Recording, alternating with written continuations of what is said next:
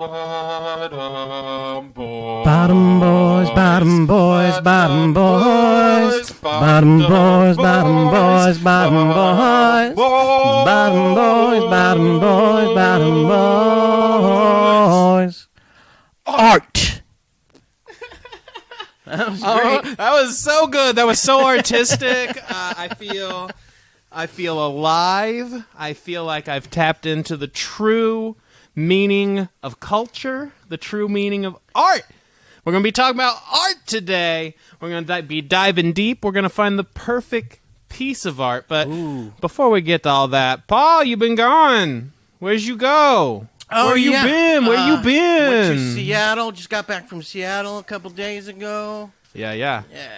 Good time? Yeah, I had a good time. Did you throw the fish? Did you see the people throw the fish? No. Well, I did. I walked by them throwing the fish. I've seen the fish throwing thing before, but Yeah. Went out and saw some whales. Ooh, yeah. Did see the whales? Those were cool. What kind of whales? Orcas. Yeah, the killer ones, right? Killer ones. Yeah. Those ones are actually been like kind of vicious lately too. So yeah, I'm glad they didn't come at you. No, we got kind of close to some, but really close to some. The guy was like, "Oh, we're up too close." But have you ever like touched any of those? Like I touched a dolphin one time. That was weird. Oh yeah, I think I did touch a dolphin in. Yeah, it feels like Florida. It's like wet rubber almost. It's wild. Yeah. Like I don't know. It's like a suit. I didn't really like it. A slick. I don't think they're real. Yeah. Like I'm touched a dolphin. I'm pretty sure that's fabricated. I did go. I did see the. I went on a tour of the Seattle's underground toilet tunnels. They have underground toilet tunnels? Well, yeah. When they signed up for the tour, it was like they're the underground tunnels tour of the Seattle's underground tunnels. So I thought it was gonna be something like an underground railroad, maybe, or something. Well, like yeah, historical. I thought it was gonna be like some sort of like prohibition thing, where they like went underground to trade booze and stuff. Bootleggers and shit. Yeah, bootleggers. And then they, they even put us in when they first start us. They start you in this, like an old-timey bar saloon thing. And also, so I was like, kind of speakeasy, yeah, we're going to get some Al Capone shit going on here. I'm going to be fucking Geraldo Rivera walking through this underground come to a big empty room at the end. Tomb or whatever. Yeah. But then they let us in there. And then it's just like it just looks like some guy's basement, and it's just a bunch of toilets. Apparently, it's just got a big basement full of Seattle's nothing but a basement full of toilets. Yeah, well, you heard it here first. Seattle's history is very toilet based. Oh, that's pretty interesting. Yeah, I guess so. Why? Well, our tour guide was a less aspiring comedian. So oh, okay. So he was cracking I think jokes. I counted like 37 poop-related puns. That's nice. Yeah. So I need to take this tour. Yeah, apparently. I need some new material to steal. Yeah, well, it's just that old. I sent you a picture of that toilet. Yeah, so that was the underground toilets at that little outhouse thing. Well, yeah, but it was. Yeah, apparently they got some flim-flam man came in and sold them on some Thomas Crapper. Was that really his name? Yeah, apparently. He came in and... Is that where crap, is that where it comes from? Yeah, I think so. Some British guys, I call him flim-flam man because he sold them on... basically sold them some snake oil toilets, right? Yeah, he sold them on all these indoor toilets, which... But he didn't tell him how to do the plumbing and stuff. He just, here's the toilet so you don't have to... Just left him with a poop toilet. Out in the outhouse. And basically like taking a shit in a Home Depot. It doesn't go anywhere. So then they made everything in Seattle, I guess, made out of wood because they had all the... Okay, they got all those trees, all the forestry and stuff. Yeah. But, so they made everything out of wood. And they didn't know what they were doing, so... all the toilets were exploding backwards. Like people would shoot out of the toilets. I guess this is what I got from the tour. I don't know. Man, I feel like the Farrelly brothers would have to do a movie about the history of Seattle. I was picturing it. I was picturing they were getting all Just like exploding shit out of the toilets, and then they just and then apparently the city burnt down because it caught on fire, and then again they didn't know how to do plumbing, I guess, so they couldn't put water on it or something. I don't know, but then the city burnt down, and then they were just it leveled it, and they're like, fuck it, and then they just built over it. Yeah, they just built over it with dirt. They put dirt and everything and just built the city on top of what they had. And they're like, we already fucked this plumbing up, so let's just fuck this. And they put a road over it and then made sure, I guess you had to, and we're going to put the plumbing up on the second story or something so that it runs down now when we're shitting. And then... I feel like this is kind of like similar to what must have happened in like Planet of the Apes. Like I feel like I'm like there should have been a bunch of like chimpanzees like praising an atomic bomb down there with these shitty toilets. Like that's it. We're just gonna pave it over and leave everything down there. Like it's fine. Mutants live down there now. Yeah. So, and then sorry. No, go. Oh yeah, and then they just decided to charge people to walk through these toilet basements. I mean, I think that's incredible though. Yeah. Like that's a racket. Like, hey, what are we gonna do with all these toilet basements? I don't know. You think we could like convince people who don't live here to pay tickets? Yeah. Like, yeah, man, probably. Yeah. Just tell them it's cool. It's underground. Like that's cool enough. The best spelunking in the world is the underground toilet caves of Seattle. I fucking love that. Yeah.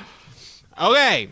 Today we're talking about why would you be sorry at all? That is us all off on shit. Sorry. I mean, I learned the etymology of the word crap today, and quite honestly, I don't know that my day can get better than that. Yep. Like that's pretty this dude was so shitty, they literally named shit after him. Like, wow. I don't know that he was an actual flim-flam man.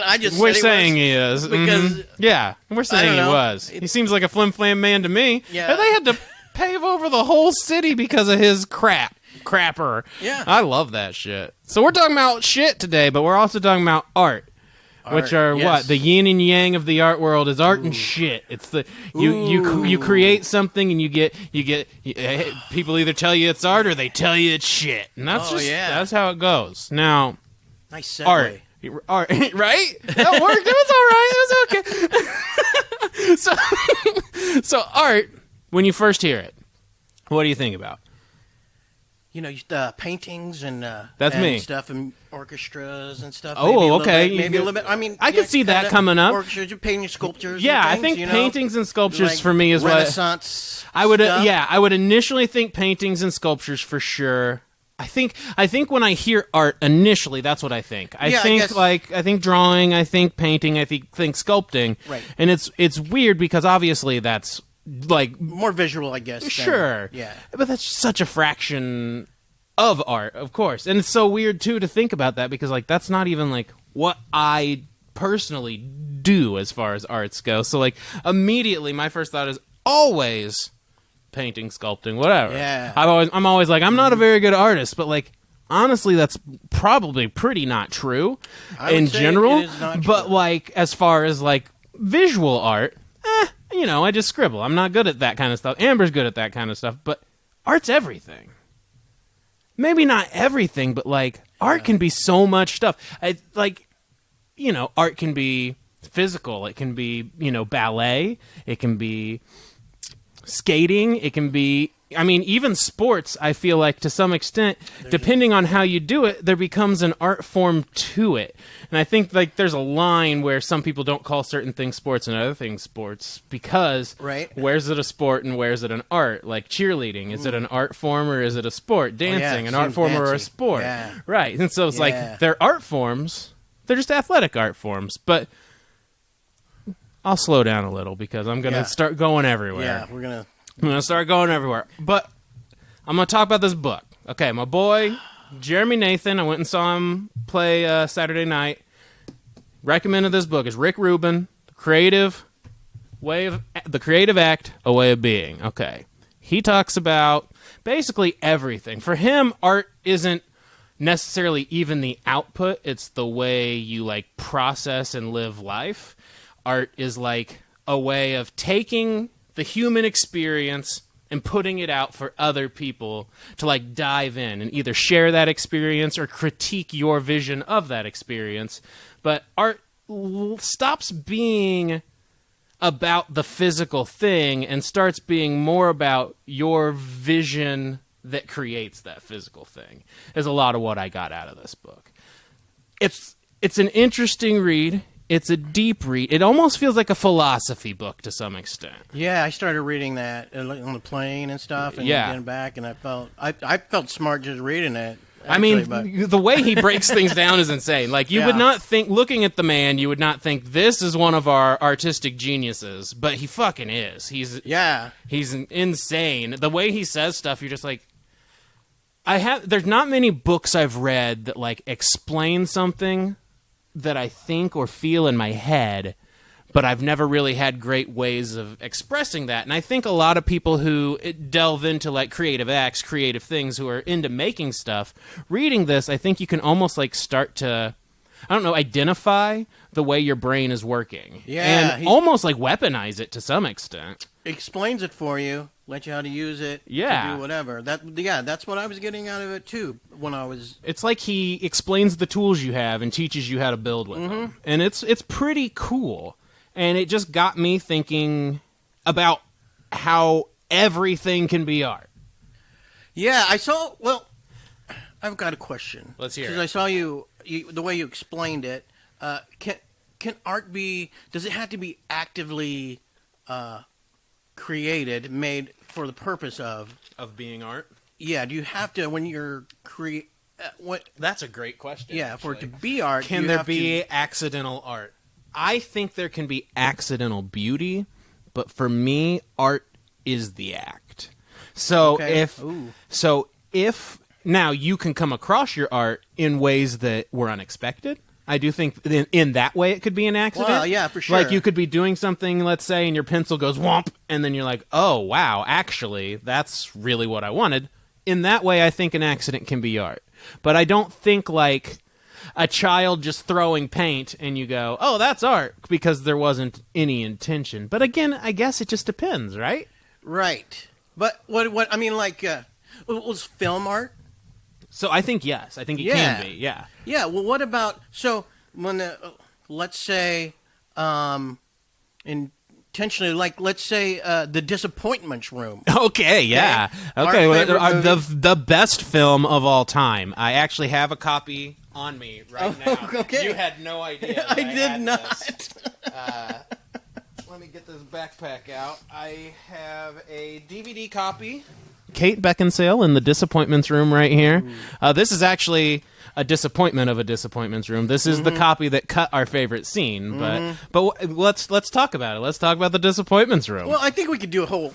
We could do a whole season on The Disappointments Room. But we went into that movie, and it was the funniest movie I have ever seen. I laughed so hard. I mean, literally, it's absolutely hilarious. And it's not intentional. No, and for anyone who's never seen the movie, I'm not recommending you go rent it or even watch it on Netflix, because the scene we're about to describe has been retroactively removed. You can find the original version on a weird, like, YouTube link, but there's a scene in this movie that is very much meant to be serious. It's meant to be dead serious. This lady has lost a child. She's mourning. There's like a weird party. They invite some friends over, and her husband's like down in the kitchen, like flirting with the other couple while she's upstairs making a cake or something. Anyways, they go to the dinner.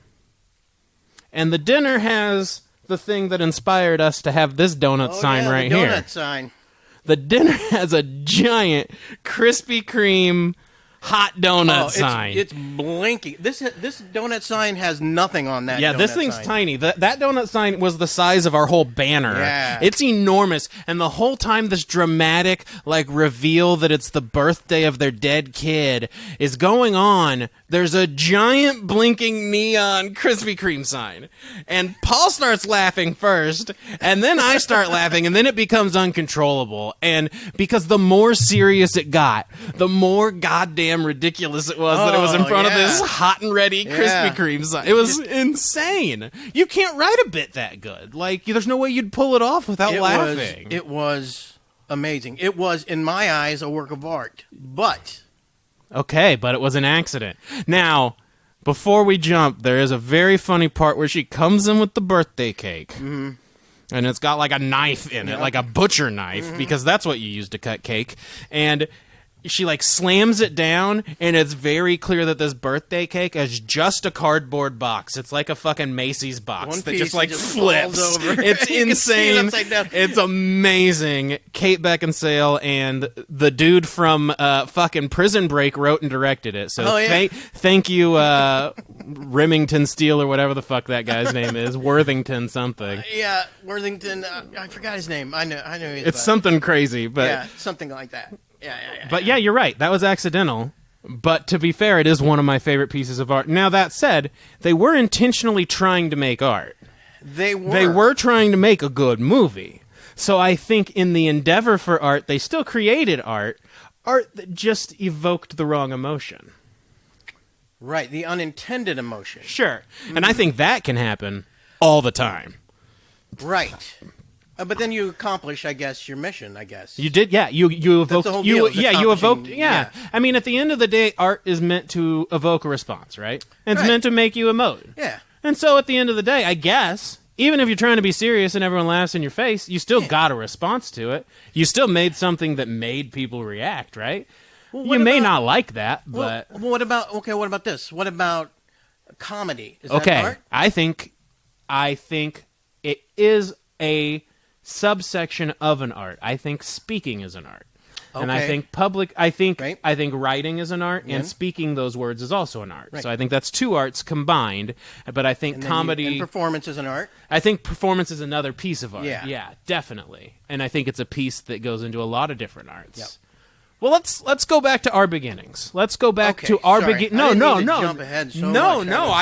I like that we went ahead and like talked about a lot of what we're going to touch on, because like let's go back to just how we started with art. What's the first artistic endeavor you remember doing?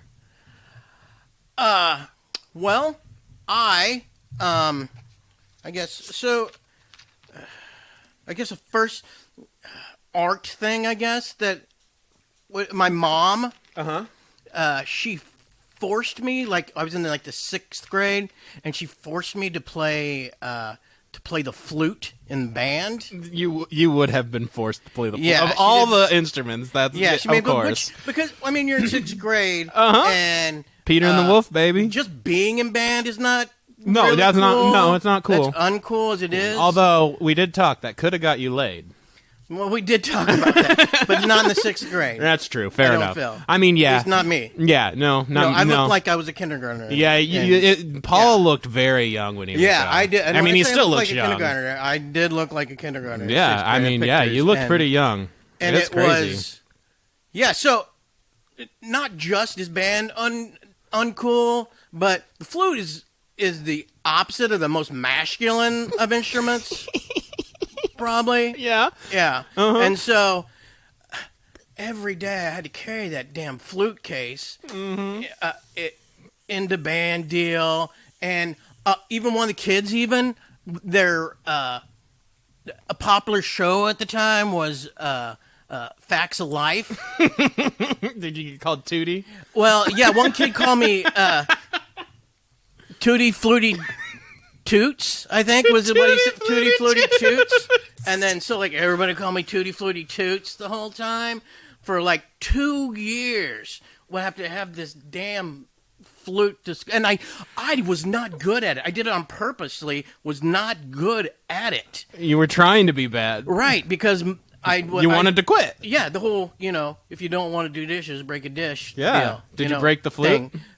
I didn't break the flute. I knew that probably was not a good you might get smacked with it if you break it. But finally, this guy my mom was my mom was seeing at the having relations with at the time. Yeah. We lived next door to his like brother-in-law, and he broke into our house while we were gone somewhere. He and pawned it? Stole my flute. He didn't pawn it. Well, I knew the only reason I know that he stole it is because for some reason we went over to his house for some reason, and I was going to the bathroom, and I looked over the side, and there's some towels, and in between the towels there was my flute just standing there. I know, just sitting there. And then I looked over, and then he saw me, and we locked eyes. So he knew I saw the flute, and I didn't leave. I just kept looking at him. I just leaned my hand over and put just shut it. I Covered it with towels. Yeah, put the towel over the flute. Turned, went to the bathroom, and never mentioned it. You're like, again. Brother, I don't want this flute. Fucking take it. Take it. You saved me, sir. Yep. You saved me by stealing a musical instrument from a child. Thank you, scumbag. So that was my first real, I guess, that was your first musical. Yeah, I mean, Wise. no, I think that's art. Like, yeah, and for me, the first thing I remember is growing up, and it was fucking comic books, right? Oh. I'm a fucking 90s kid, and our comic books. friggin' cartoons in the morning were Spider-Man, X-Men, we had Power Rangers, Ninja Turtles. I wanted to draw, I wanted to make superheroes. I loved comic books, had all the little fucking Toy Biz toys, which I have a ton of those at my house right now, too. But I wanted to draw, and so that for me, I would sit down, I'd try and draw. Me and my buddy Seth would do. He's actually a way better, pencil artist than I am. He did actually this picture here of our D&D party was Seth, but we used to sit down and try and draw comic books all the time, and that's how I realized that I wanted to write, right? Because I was like, man, I want to tell these stories, but these pictures are not fucking cutting the mustard, my man. These are shit. I am not very good at this. It's like, but I can write a story. I can write a book. I like book stories too, so boom, I read The Hobbit, I think, hey, maybe I can write some books. And ever since then, I've been writing shit. Do you think that if you, if you hadn't thought you sucked? Would I have pursued the drawing longer, potentially? Yeah, and could have been good at it, maybe? I don't think I probably could have been great at it. I do think I have, I'm better now. I do draw sometimes. But, not anything good. It's usually just a little goofy thing. I do think if I had patience, maybe. I don't have the patience, and I think that was my biggest problem. Yeah. I don't have the patience, and I'm pretty well aware of my deficiencies. When it comes, yeah, hey, I'm with you. Me too. I am not. Yeah. I'm not coordinated. I am. I'll just. My lines are not straight. I can't. My handwriting's the fucking worst, and I feel like at that point, I can't make a straight line. It's not gonna work out. I can type. I can type a letter. Yeah. Hey. Yeah. Hey, I'm with you. Now performing. When's the first time you performed for people? For people. My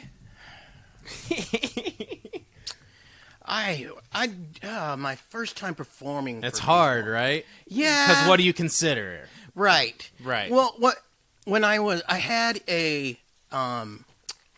in college, I had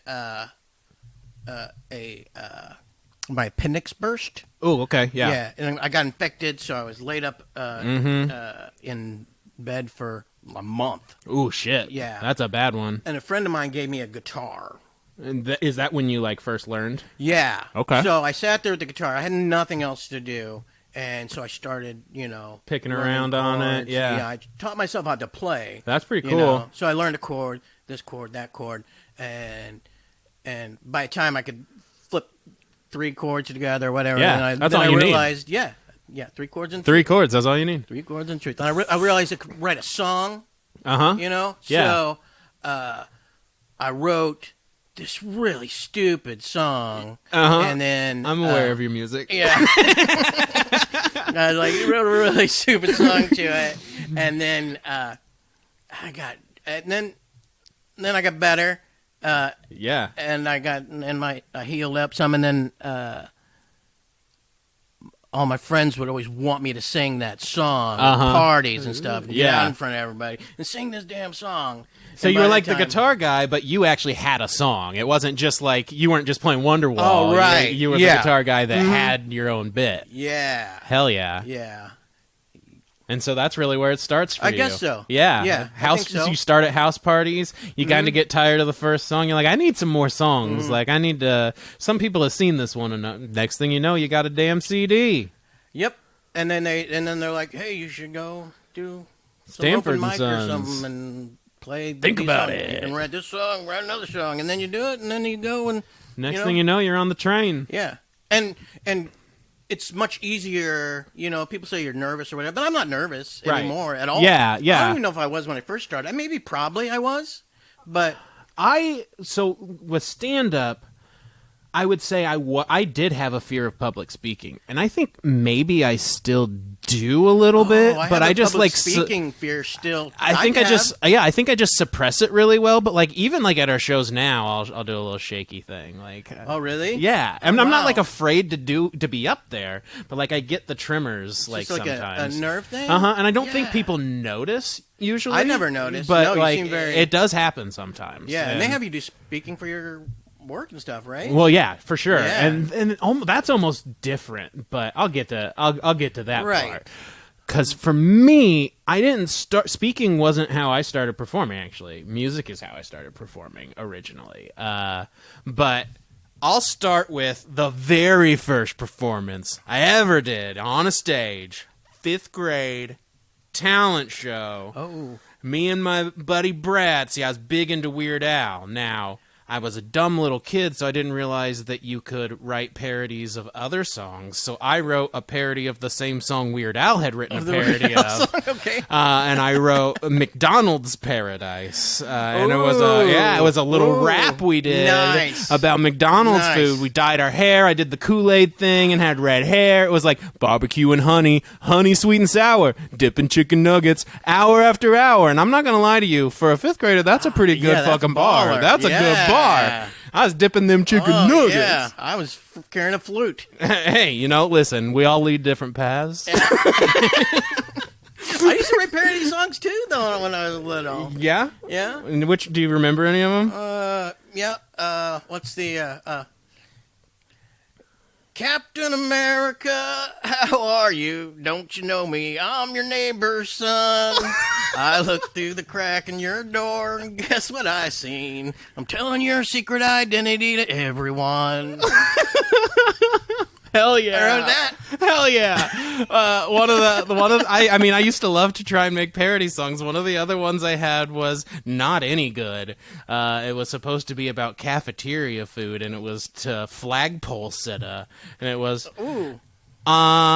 It's not hot, but it's not cold.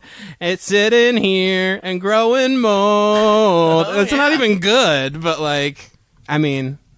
we did it. We were Weird Al. We were miniature. Yeah. We were little Weird Als.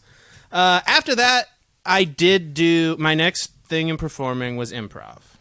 Okay. No, that's not true. I did a school musical. I forgot about that. In junior high, I did a school musical, and I was so nervous to try out, and I didn't like to sing in front of people, so they put me as a character that had one line. And at the very beginning, I had to come in with a boombox, and this was super 90s, yeah, cool guys. And I was like, TGIF, man, it's Friday. And I crushed it. I fucking crushed it. No, that one. Nice. Yeah, that was one of the moments when I was like, I know I want to be like the people in the front, but man, I'm just too nervous to do it. Eventually, that kind of goes away. I feel like, and I think improv might have been what did it, because I was friends with a lot of people who were in debate, and they would do improv tournaments, and so they would get me in, and I would do it with my buddy that I grew up with. We were just always doing improv stuff. There was a thing called Destination Imagination that wasn't in school, and that was also an improv tournament. And I did that outside of school, and then we got 4th in the world my senior year in high school. You are good at improv. Yeah, I must say. That's something I'm I started very young. With your improv. Well, I appreciate that. I try to improv now and then, but it's Drew Carey's fault. You know it is. Oh, yeah. I'm a little kid watching that fucking Drew Carey and Wayne Brady and them motherfuckers. Yeah, I wanted to do improv, and we did. We did pretty well. We had this. You got sister teams, and we had a team from Guatemala that was our sister team.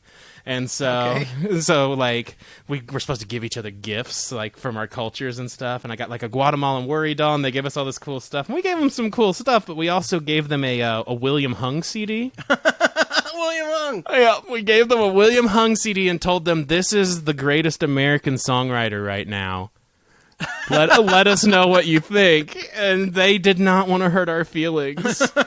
They didn't realize it was a joke. They were so nice about it, and then we finally cracked. But, man, that was a good time. Then I did band stuff. I had a band for a while. I did, it was called Johnny Boy's Arson Club, which is absolutely that's the route. Inspiration? That is the route that put it on the list that got chosen. And then I did the Browning with Johnny, and that's around when I started doing stand-up. And from there, you know, I mean, like you said, with work, like I do speaking stuff, but my work is writing. Like I work in advertising, and I do, you know, I write all the time. I wrote Feast of Legends back there. So, I mean, to some extent, writing never went away. Even for all the other stuff I did, I still had to mostly write, other than improv. And little trade secret, a lot of improvers have like bits. They have like bullets that they put in the chamber when it works. So we still wrote a little there. But yeah, I mean, since then, you know, we started doing our thing. Stand up. We met through stand up. Started doing our thing. So I mean, that's my history of art. I think it's all right. We've done a few cool things, I feel like, since then. No, I ever since because I started out doing, like I said, doing the guitar, comedy doing the house stuff. parties and like then going to the comedy shows. Yeah, and then I met you, and we started doing the Comic-Con. different comedy stuff. Yeah, well, we started with playing some songs and doing some songs and doing some things like that. Yeah, you came out and did the Comic-Cons with us, and we wrote a bunch of songs in the van. Yeah, on the way up and back. Oh, yeah. like some horrible songs, some good songs, you know, however long, listen, a 12-hour car ride's a 12-hour car ride. Freaking Cleveland, we were going there and coming back. And then I was like, I will try to do some different stuff, because I've been, you know, comedy thing is a thing that I had. Well, and you even went to college to do and did art for a little while, right? Yeah, I did. Yeah, yep, I did do art for a little bit, because when I was you've always just been like an artistic guy. Like you just always wanted to do stuff. I feel like when I was in grade school. Yeah. My art teacher came out to me and was like, "You are." It looks like your everything you draw looks like it's on fire. And I was like, "Oh shit!" Arson Club, baby. Yeah. And she goes, but there's a lot of artists draw like they're on fire. I bet you're very inspired by Van Gogh. And I was like, "Yeah, sure, it was Van Gogh, yeah." But in reality, I started drinking coffee at a very early age, and very jittery. So it just kind of looked like flames. It's just a little, very jittery child. But it was enough to, you know, had a fiery deal. Hey. The art teacher said, "Hey, I like your fire." Yeah, and so it made me. I mean, you got compared to Van Gogh. Yeah, that's pretty cool, man. Mm-hmm. That's pretty great. Yeah. So then I just started. I went to the military, who paid for my college. So after I didn't know what I wanted to do, so I decided to go to school I started school to do interior decorating. Which is, I think that's artistic as well. Yeah, no, yeah, for sure. Yeah. Yeah, it definitely is. To do the interior decorating, I mean, they're all art class and stuff you have to take it in it, but I didn't know what I wanted to do. Was it the feng shui? Was that it? I thought, I remember when that was big for a while. I was like 19, so I was like, good way to meet girls. There's probably a lot of girls in yeah, good way to meet girls. That's what you were doing. Yeah. You know who I met? Who'd you meet? Dell. Well, hey. Dell was in that class. Dell from episode 3. Yeah, or 2. When I don't we did remember. our movie list, high school movie list. Dell was in that class, but that teacher hated me, and I was not good at it because I didn't. I mean, we had a deal where I was supposed to. Like you're supposed to do an ink blot, right? Put some ink down, and then you're supposed to a small ink blot, and then you're supposed to do an enlargement of it. You know, like on a big like poster size, blow it up. Yeah, giant thing of the ink blot, right? Well, I went, I took it, I did it. It looked great, I thought, and then it was raining when we were coming back, and it freaking when I got it in there, my deal had ran. My entire freaking picture had ran. So I didn't know what to do, so I just changed the ink blot, the original ink blot. Yeah, you killed the fish and went and bought a new fish. That's what you did. Yeah. And then she was like, then the teacher was like, "Oh, this is really good, but this is not what the original thing you had was." I was like, yeah, it may have rained and got on there. Oh, great. Because I think I was going to get at least a B probably on that. She screwed you. Yeah, and then she took that out. Yeah. What a jerk. Yeah, she didn't like me. What a jerk. She thought you looked like your painting was like Van Gogh, though. You'll never, that can't get taken. This is a different teacher. Hey, but she can't take that away from you. She can't take that away from me. You all, forever. Yeah. You are a Van Gogh-like artist. God. She had, we had a project where we were supposed to make movement, things that looked like it was moving. Okay, yeah. You know, in a picture to make it look like it's moving. And like you said, you don't have the patience or stuff like that. Yeah. I think I have some of that. Yeah. You know, where, you know, you, but I was you, working you know full-time. what you want it to look like, Right. but getting there just takes so long. I was working full time at the same time and doing it. That's just excuse though. Yeah, no, I get it. I didn't make time to do this project, so it was like a last minute project. And my project was that I was going to. I don't know why this was the project, but I was going to make like these condoms shooting out. Yeah, like wacky waving inflatable arm flailing condoms. With condoms. Yeah. I was trying to be edgy. Like if you opened peanut brittle and condoms popped out. I like that. I was trying to be edgy on this picture, but I didn't do it in time. So when I got there, I said, "Oh crap, I got to do this really quick." So before the deal, I used Elmer's glue. And it was not enough time to dry. So it was all just white under it, so it was dripping, just like semen. Yeah, you made all a fucking over these cum exhibit. Yeah, exactly. And so I had to put it up because I had nothing else to give her. And then she was like, I see you had a lot of extra condoms you weren't using. And I was like, oh, great. Oh, good burn. Thanks. Great. And then you said, "Ma'am, I don't know if you've seen this piece, but I was clearly using them." I started with 2 more than this. Okay, listen. I use these to jerk off, so... Yeah. So I had to change my major after that. So. That burn was just too much. Yeah, there it was no bad. Coming back. From the whole class, too. Oh, man, they went, nope. This guy don't fuck. Get him out of here. This guy don't fuck. Get him out of here. Get his fucking rain project ass cum covered fucking shooting condoms out of here. And that's why, that's why he's got that raincoat on. It's because of the rain and the jizz. Yeah. Okay, well, you already know Van Gogh. Who else inspires you?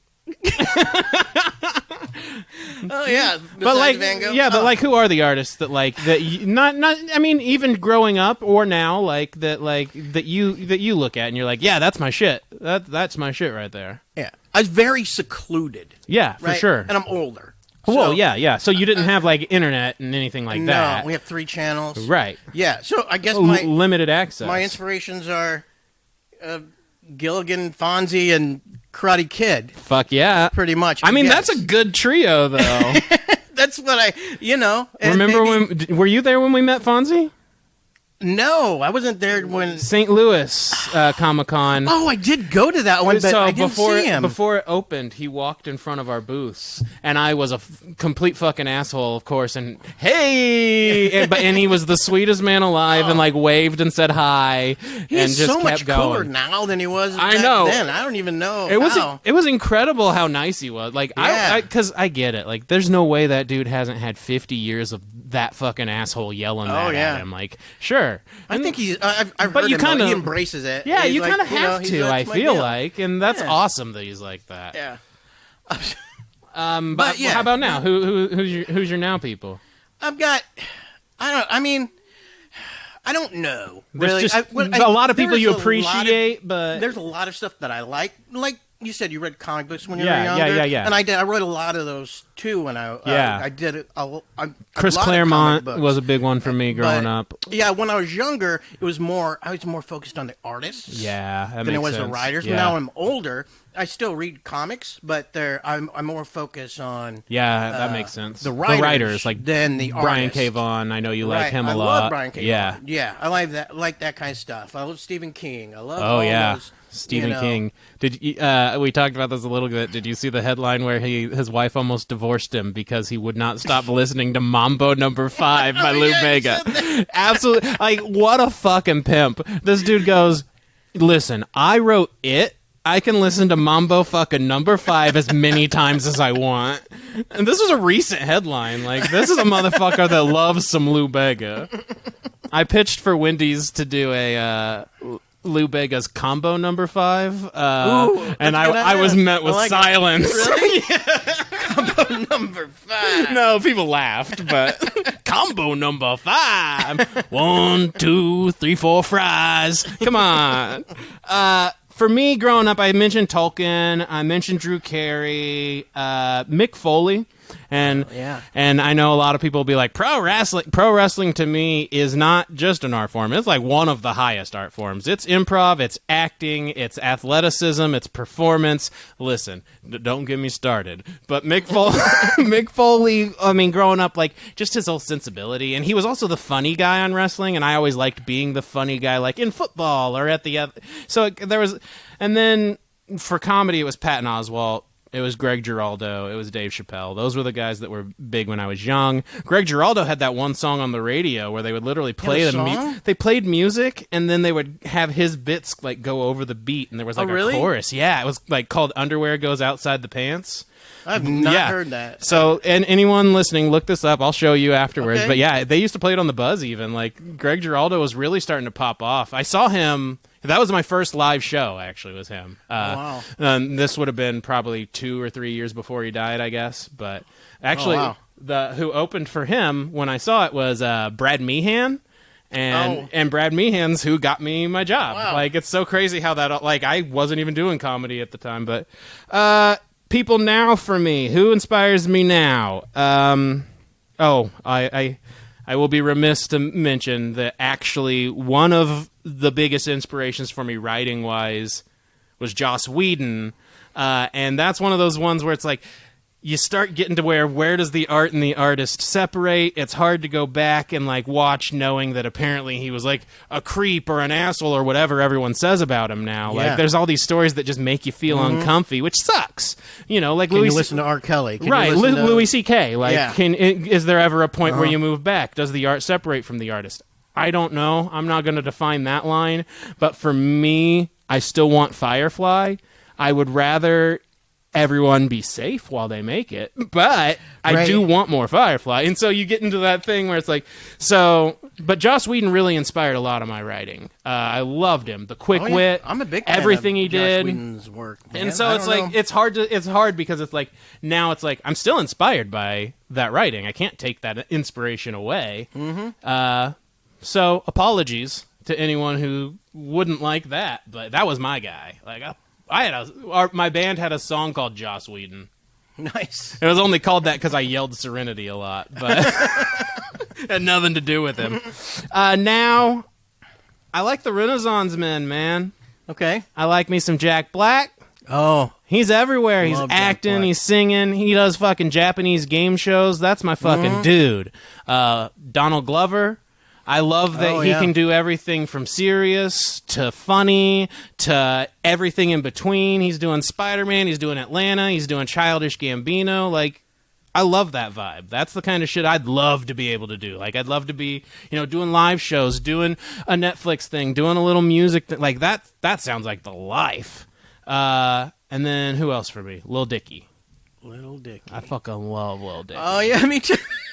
I like Lil Dicky. And there, I feel like, to some extent, I feel like a connection, and, this is dumb, because it's just like the last episode of his new season, where it's like, I'm just like you! But, like, he worked in advertising. He did his thing, he went all in, he made it big, and now he's out there making fucking TV shows with Brad Pitt.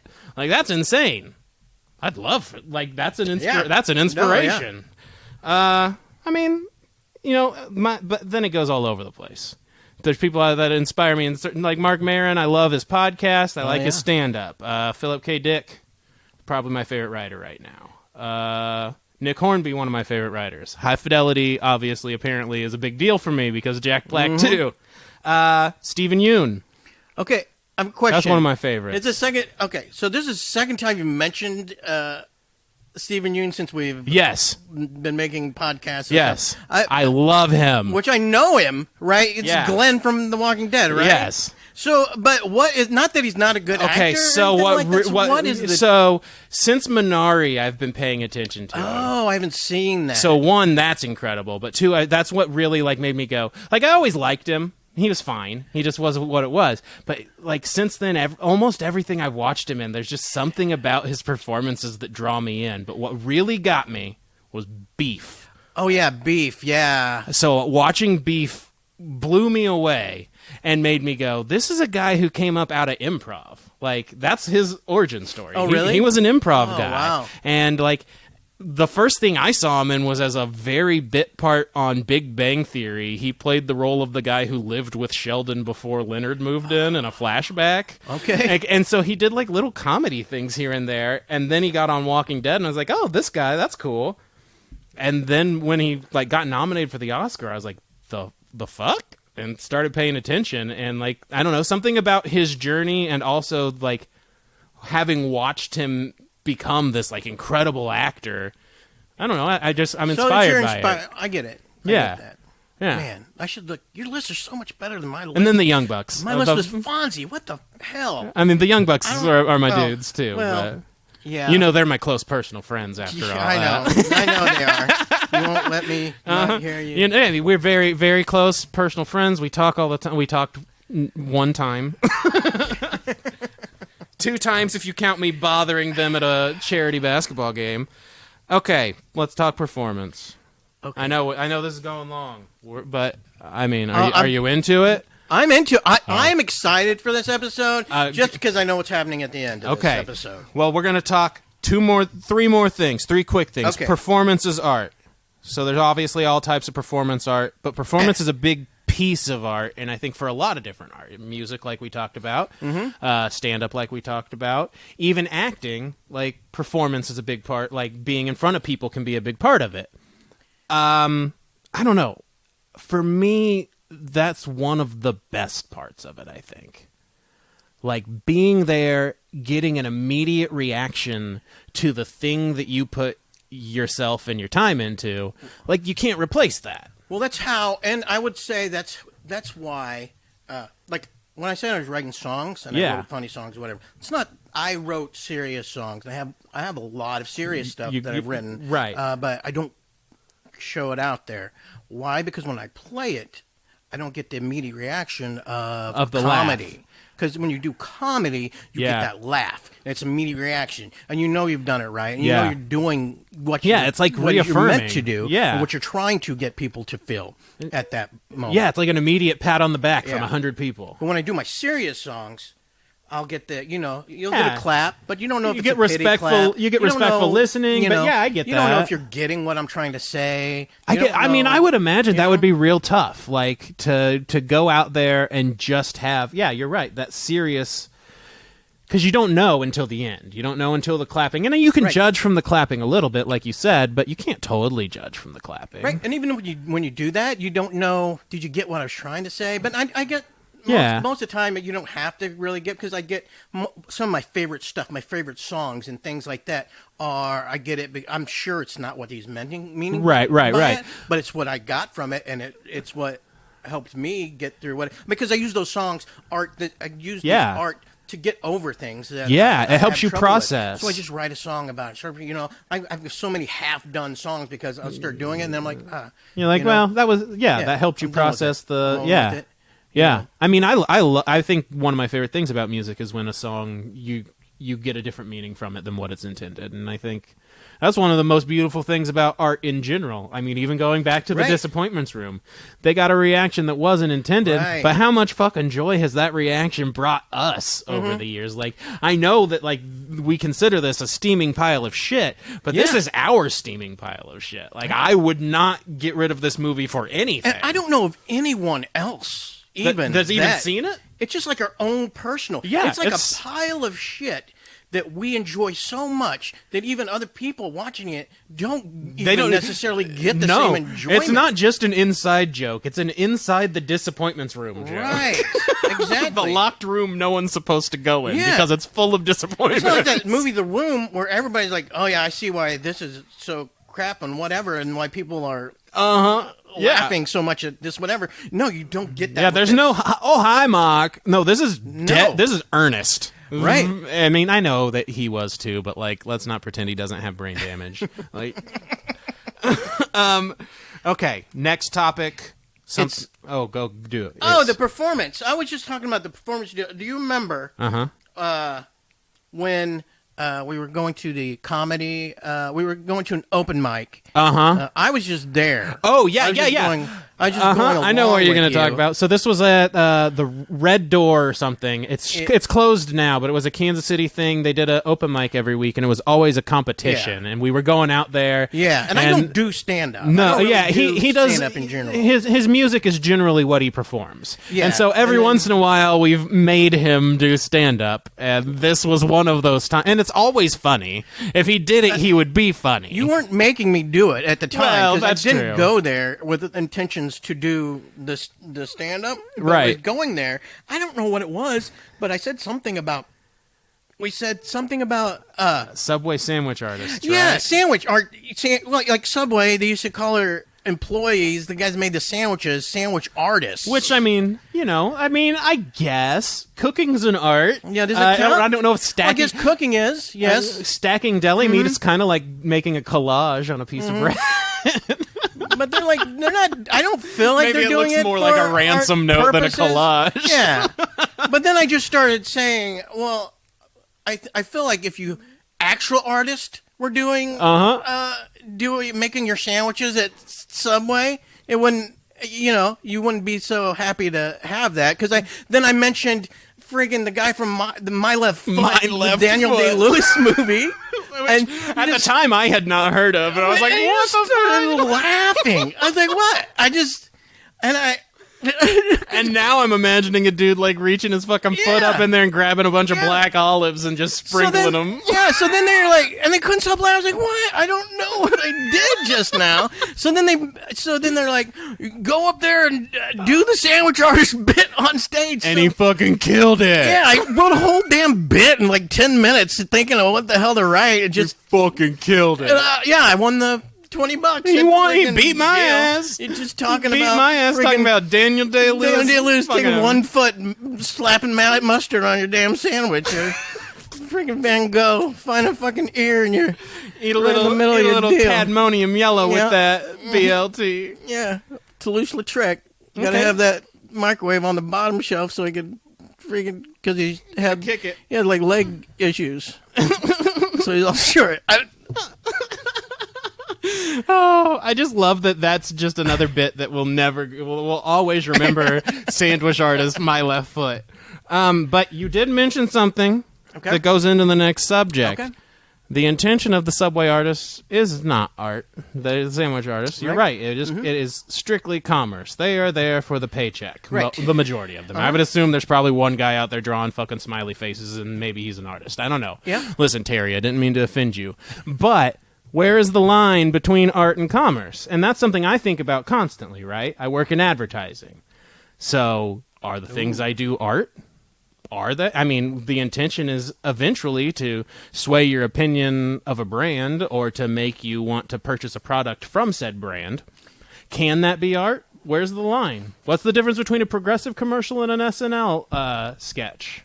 You know? Is art then an idea that you take and then create something with that idea, whether it be for whatever purpose? Mm-hmm. And then, I mean, because when you come, you can't say that when you come up with these ideas for advertising, you're not you're being creative, using the creative process, certainly. Right? You're definitely being creative with it, and then you feel good when it comes out, and you're able to put it out onto something. Agreed, and you get your feedback. You know, and you feel validation. So I think that me and you are going to agree because I personally think that when you look at advertising and you look at art, you think that the dividing line is probably commerce. It's, art with intention to sell. But what piece of art didn't sell? The artist that fucking sucked is the piece of art that didn't sell. You telling me that people trading art and the art price bumping up when someone dies and art collections, you telling me that art isn't commerce? Mm-hmm. Art is inherently commerce because art is the job of the artist. And so if an artist's job is to create art, that art is intended to provide for the artist. Therefore, it is commerce. And so that's where I feel like I've come. Now, and that's hard for me because in advertising, I look at the stuff people make and it's like, I don't want to call all of that art, but I've settled. It's not all art. I mean, it is all art. Just some of it's really fucking bad art. Right? Yeah. Like, it can still be art. It's just not good art. And so maybe my shit's fucking bad, too. Like, that's great. I don't care about that. But is it art? I think it is. But then it's good for someone else, though. Yeah, no doubt. Else obviously doesn't think it's bad. Well, right, sure. They want to put it out. Yeah, no doubt. And I don't mean to say that I do shit stuff. I don't. I do pretty good stuff. I just mean like someone's opinion might be that it is shit. And I know for a fact that there are people whose opinions are that. And I know for a fact there's people whose opinions are the other way. But it evoked emotion. It was a creative process. End of the day, I think I've settled on its art. I think it is. It might not be good art, but I think it's art. Right? Yeah, I like it. Okay. But AI generated art. Oh, now we're getting into this a lot AI of my again. work too. We're going back there. We're going through the intelligent stuff because you're going through all this. I mean, it literally we built the foundation for this episode. It feels like a little bit. AI generated art. Is that art? Yeah. You think? I mean, I think so. I know a lot of people are getting a lot of shit for it. Using it, doing whatever. Yeah. I mean, so I guess maybe I should ask, what are you considering AI generated art? So just like I would say, the things that you're seeing online right now, right? The Mid-Journey stuff, whatever. You type the thing in. Mm-hmm. I want a fucking rubber chicken held by Rodney Dangerfield in the style of Joe Madureira. Mm-hmm. Bing, bang, boom. Right. Data prints it out. Is it art? Which is the question Star Trek The Next Generation's been asking us since the 90s. I didn't watch it. He used to paint pictures, and he would just... It was almost like he was printing, like he was a printer painting the picture. Okay. Picard, then? No, Data. Oh, the Data. robot. The robot. The AI guy. Yeah, the robot. Got it. So it's like, is it art? I'm a little torn. I think to some extent, yes. But I currently think it's bad art because of the amount that it has to come from other things. I think it could be used as a tool for good art. I don't think the tool has established itself to a level where it can create good art. Is it the same thing as most inventions? There's no new necessarily inventions. Yeah, because there's like the 8 simple things that stack. Yeah. Right? They just add to other things. Yeah. I think it's kind of like that. It's like people say there's no new stories. You're all just going off of Shakespeare's original crap. So there's new stories. There's only 3 stories. Doing it a different way or whatever to create it. Is it the same thing? You're telling it what to do to get to where it was. I think, I mean, to some extent, I think it is. Like, I think is there that much difference between you being able to click stuff around on a computer and you just telling the computer to click stuff? I don't know that it's just a new tool, right? I think it's making it easier to do art. Yes, it's to making make you more creative in what you're doing. Yeah, it makes right? Yes, it makes art it makes the output of art more accessible to more people. Would you say what we're doing is art right now? Yeah. Oh, that's interesting. Yeah.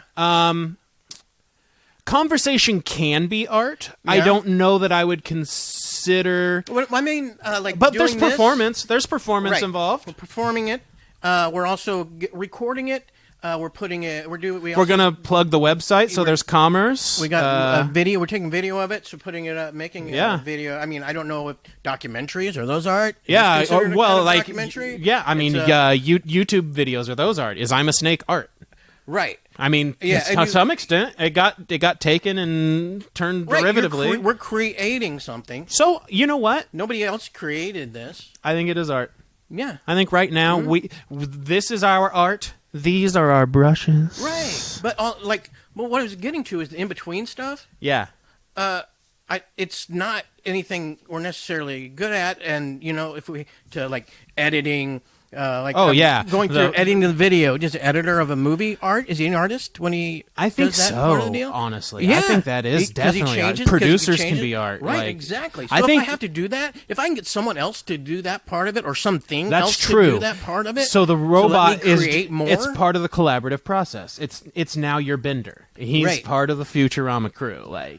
Yeah, that's a great point. You would have a person do it. Mm-hmm. If a robot, I mean, and yes, I know robots are replacing people or whatever, but that's not the point we're making here. It is still art. Like probably. I said, food is an art. If a robot cooks it, I'm happy to have a coffee maker. Not waiting for the French press. Right. Yeah, exactly. Go through all the other stuff. It just makes it easier for me to create something that I wanted to create. Yeah, and I mean, I think currently the tool. It needs work, obviously, but I do think that it has a lot of benefits. I'm not going to pretend I haven't used it. I've used it for stuff all the time. Especially, sometimes you just need to think of stuff, and it's not that you couldn't think of it, but it's nice to have something else throw a list together and let you look at things. And those bingo. books you gave me, you've given me a couple books with the inspirational things to. The starters, the story starters. There was the D&D one, and there's another one, and you gave me another one.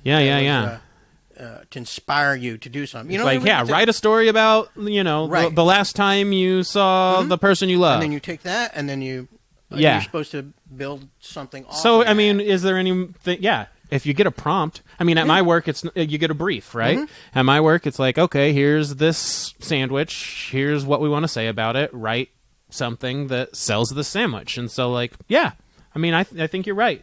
It's just part of the process. You're getting prompts from other people, input from other people. Art isn't a solo process. And I think technology is always going to be a piece of the process. We argue about technology all the way up. I'm sure the first caveman that saw someone with a paintbrush was like, that'll be a fad. So, I mean, I'm fine with it. I'm ready to see. Yeah. I'm ready to see where it goes. I was afraid of it at first. I won't lie.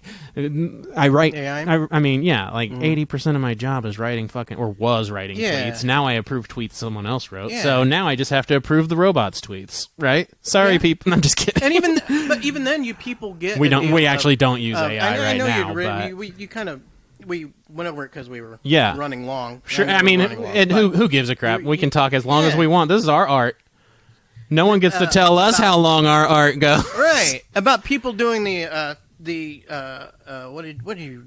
steal like an artist? Yeah. Parallel thinking. Parallel thinking. Yeah. Yeah, that happens so much. Yeah, comedians especially. You'll constantly hear a joke, don't remember you heard the joke necessarily, right. Or you'll hear phrasing from a joke, or you'll hear yes, and you'll hear somebody else do it, and. He wasn't the one that maybe he was the one that originally had it, and then you're thinking he's taking it from you, type of thing. Oh yeah. I for sure had that happen one time where I was like, man, I'm pretty sure that dude took my joke, right. And then someone was like, they've been telling that joke for a long time, and I go, oh, well, I'm an asshole.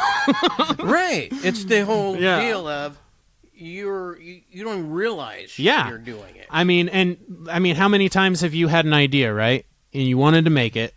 and you just didn't for whatever reason, put it off, it just sat in your head, and then boom, there it is, right there on a movie, in a song, whatever, and you're like, the fuck? I had that idea. Right. All the time. Mm-hmm.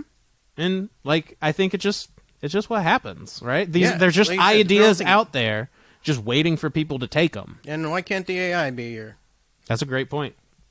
parallel? Yeah, why can't it? Device. It can parallel think for you. Okay, now we're gonna wrap up here with a really big event. I'm excited. One of the biggest events we've ever had. As you have probably gathered from this, we are huge art connoisseurs. Is my poster made of America Ferrara art? I mean, I don't see how you could not call that art. The guy who printed it at Office Depot thought so. Yeah, I bet he did. He loved it. What'd he say? He was like, "Is this Ugly Betty? That's amazing." Yeah. See? And then he started going off listing episodes of Ugly Betty that were... Betty LaFaya, that's right. She, you know what? I think it's art. Look at her. She's smiling at me right now. Know, right? What up, girl? You traveling in them pants?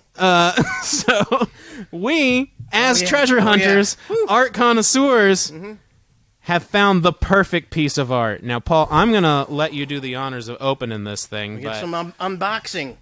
We're going to do a little unboxing video of this art. Okay.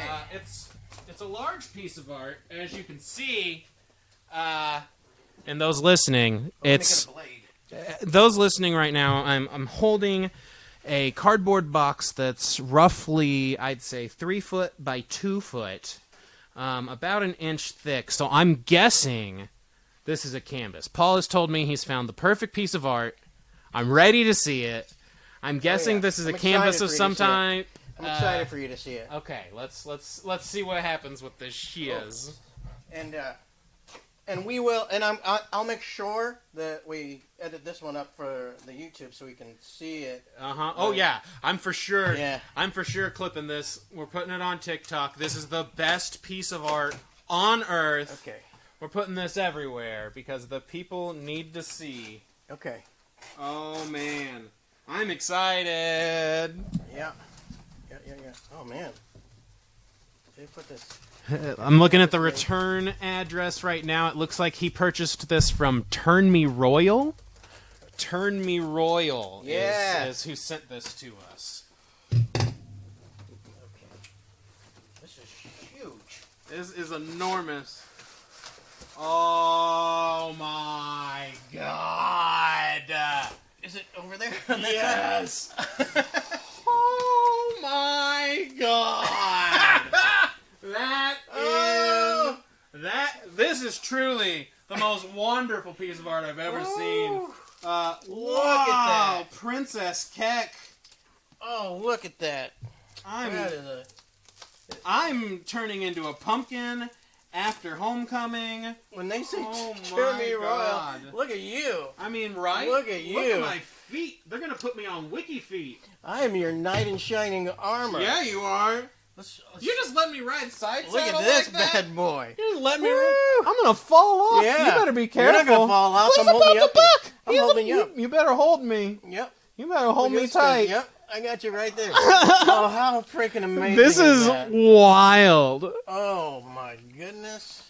This is better than I thought it was going to be. I know. I'm so handsome. I mean, not fuck handsome. I'm so beautiful. I'm a pretty, pretty princess. Man, this thing is... Oh, my God. Yeah, I've got a sword. Guys, I want to thank everyone for joining our podcast on art. Thank you for viewing the finest piece of art in the history of America. We're going to have to name it something. Yeah. El Horso? That's not it. Horso. But not El Horso. I think no, we'll figure it out. Yeah, or if you have any ideas. Ooh, yeah, if you have an idea for what we should... Come on, Flamers. Come on, Flamers. Arson Club Flamers. Tell us what we should name this piece of art. And in the meantime, visit us on thebottomboyscast.com. We got a show? We got a show coming up. We're going to be at the Rhino in North Kansas City on September 23rd. That's a Saturday. Doors are at 7, shows at 8. You can get your tickets in advance for $12 at therhinokc.com, or you can pay $15 at the door. But why would you do that when you can save $3? It's going to be an awesome show. We're going to have Rod Reyes. We're going to have Casey Famous. We're going to have ourselves. And I'm going to go out to some open mics and maybe find some fresh blood, like a hungry vampire. They don't... And Rhino's not spelled with an H. No, it's the Rhino is spelled R-I-N-O because it's short for River North, KC folks. Visit our website. Check out the merch. Check out the zine. We've got t-shirts. Yep, we got t-shirts. We got stickers. We're about to have some more. If you come out to the show, you will actually be one of the first 50 people to get your Arson Club official member pin. And I'm sure we might even have some options for how you could take your own copy of this beauty home. It's pretty it's something special. Look at that. Look at these flowers. This is popping. I mean, this ain't no pears in a bowl. No, this is no pears in a bowl. No pears in a bowl. You know, my left foot. No, this is some you can see both my feet. Two left foots. You can see both my here. feet. All right, guys, thank you so much for joining us. Follow us on everything. Bottom boys, out.